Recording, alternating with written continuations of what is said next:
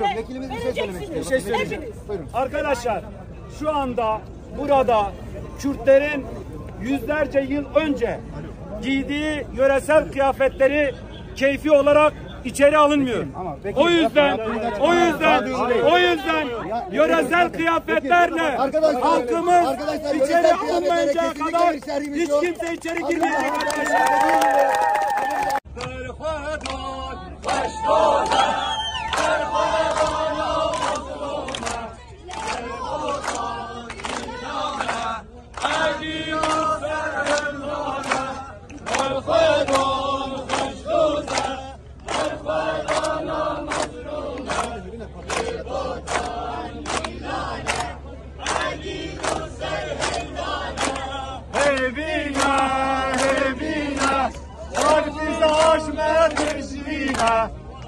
Bina,